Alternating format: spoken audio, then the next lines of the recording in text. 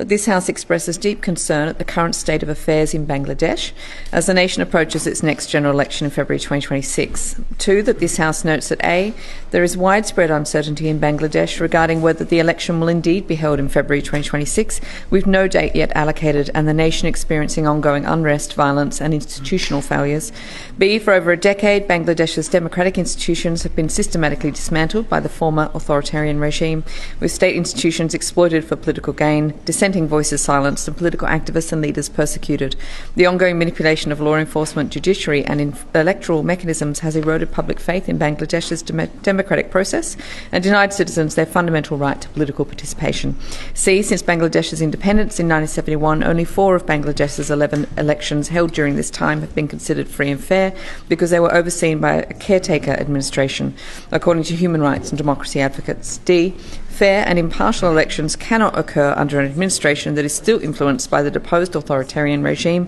led by former Prime Minister Sheikh Hasina, nor can they occur while those responsible for grave human rights atrocities have not been held accountable. In order to restore integrity to Bangladesh's democratic process, it is crucial that these influences are removed and a genuinely neutral administration capable of delivering a credible, peaceful and participatory election is established. E, according to Human Rights Watch, Bangladesh's interim government has used arbitrary detention to target perceived political opponents. F, there have been recent media reports of alarming targeted violence against political candidates in Bangladesh, including an incident involving Irshadullah, president of the Chittagong Metropolitan BNP and nominated candidate for Chittagong 8, who was shot in the abdomen while distributing leaflets alongside supporters. G, after Sheikh Hasina and her Awami League party were toppled in the 2024 monsoon revolution, Bangladesh authorities have been attempting to reclaim funds allegedly lost to corruption by members of Hasina's regime and allies. Investigators have reported that several powerful individuals and businesses associated with Hasina's party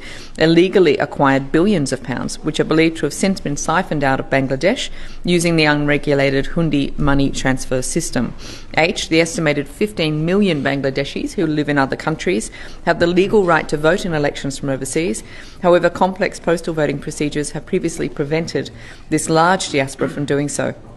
The Bangladesh Election Commission, the BEC, has announced it will launch postal ballots, supported by an app called Postal Vote BD, to enable Bangladeshis overseas to cast their vote in the upcoming election. However, human rights advocates have expressed concern over the potential risk of electoral interference and fraud involving postal ballots, given the current political climate. And on 18 June 2025, Australia became the first partner to support the Bangladesh Democratic General Election Support Ballot Project, a joint initiative implemented by UNDP, UN Women and UNESCO, which aims to assist Bangladesh to achieve a sustainable political transition, strengthen the institutional, technical and operational capacity of the BEC, and foster a credible and inclusive electoral environment. 3, that this House calls on the Australian Government to A, write to Professor Dr Muhammad Yunus, urging the interim government to 1, ensure all administrative, legal and institutional measures necessary to conduct a free, fair and transparent general election are in place. 2, guarantee the full security, safety and freedom of movement of candidates ahead of the election to enable their active and safe participation in the democratic process, including